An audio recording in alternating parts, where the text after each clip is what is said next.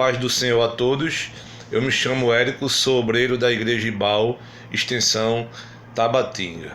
Meus irmãos, dando continuidade à nossa série de estudos do quadro Contexto Teológico, hoje estaremos trazendo a segunda parte do estudo do livro de Josué.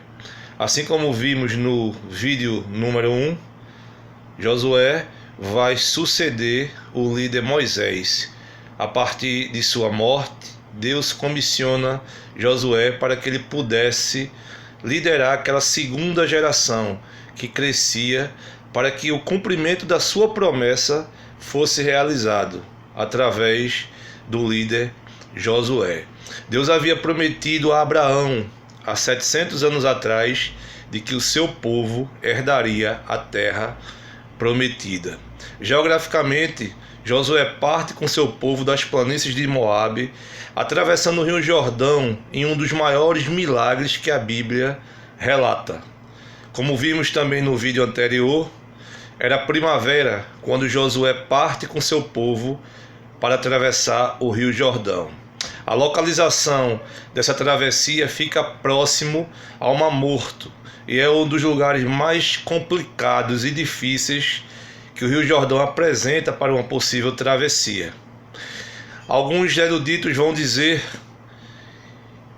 que esse evento da abertura do rio aconteceu por conta de um terremoto, que é normal e natural que isso ocorra na Jordânia, onde se localizava a parte do Rio Jordão no qual Josué atravessou.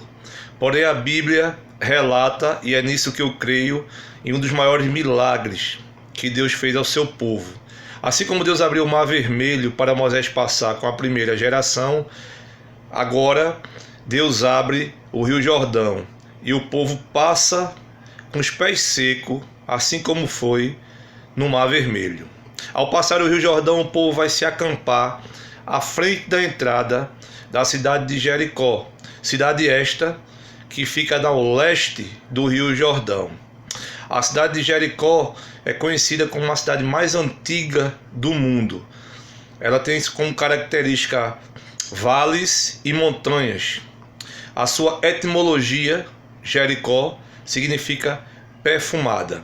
Eruditos vão afirmar que na época de Josué, a cidade de Jericó era uma cidade intransponível, pelo fato de ser cercada por 3 muros. Alguns teólogos vão trabalhar no viés que era só um muro que cercava a cidade de Jericó. Eu tive a oportunidade de estar nessa cidade por 2 vezes, e os eruditos e estudiosos do local vão afirmar que eram 3 muros de aproximadamente 9 metros por 3 de largura. Ao redor do muro existia um fosso com água, para que dificultasse uma possível invasão de um exército inimigo.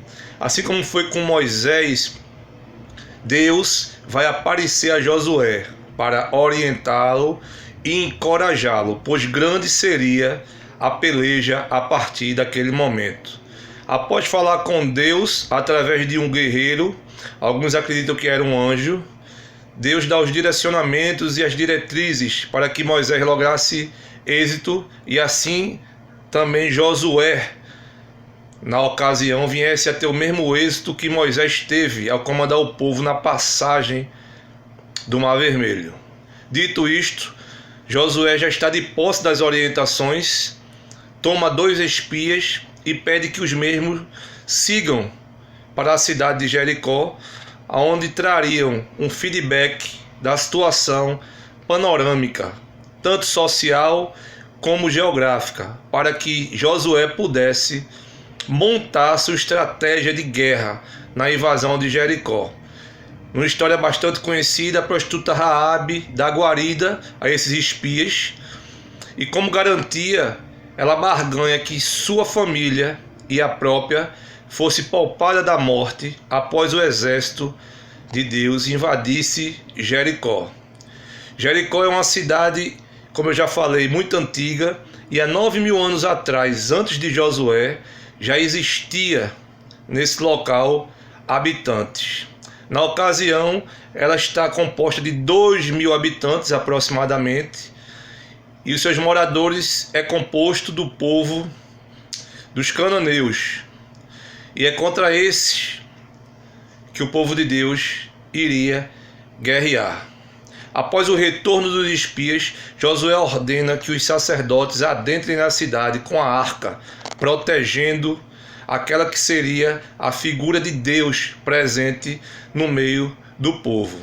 Josué instrui que seu povo cerque a cidade por 7 dias e se mantenham em silêncio, aguardando a ordem para dar o brado final de uma das vitórias mais épicas do mundo bíblico. Após o 7º dia, as muralhas caem e finalmente o povo está de posse da cidade de Jericó. Orientado por Deus e um fato que era normal durante as guerras bíblicas, o exército vencedor tomava posse dos despojos, que na ocasião se tratava de utensílios, ouro, prata, animais ou tudo de valor que o exército derrotado possuía. Após tomarem posse dos despojos, o povo se situa nas planícies de Jericó para comemorar o que seria a primeira vitória rumo à terra prometida. Josué queima toda a cidade e solta uma maldição. Aquele que viesse a reconstruir Jericó passaria por sérios problemas, pois Deus amaldiçoaria aquele que a reconstruísse. Após essa primeira vitória, o povo observa a próxima cidade-estado que seria dominada. O povo segue de Jericó até as planícies da Judéia, onde se acampam para realizar a segunda batalha. E curiosamente, veremos no próximo vídeo a batalha da cidade de Ai, que a história conta que foi a única derrota do povo comandado por Josué. Veremos o motivo, o porquê e as consequências que fizeram com que o exército de Deus fosse derrotado na primeira batalha na cidade de Ai. Outra curiosidade do livro é que antes de se chamar Josué, o líder Josué chamava-se Oséias, e ele é rebatizado por Moisés, ainda na primeira geração, com o nome de Josué. Era normal entre os hebreus que quando um habitante hebreu mudava de cidade ou partia para uma batalha, o seu nome fosse rebatizado. Outra curiosidade do livro é que você vai ver referências em que Josué guerreou a fio de espada. O porquê dessa nomenclatura? Na época de Josué, que era o período do bronze, as espadas eram no formato de um machado. Elas não tinham 2 gumes, nem eram retas. Elas eram curvadas no formato de machado. Por isso a nomenclatura a fio da espada. Meus irmãos, agradeço a Deus mais uma oportunidade de podermos estar crescendo na graça e no conhecimento.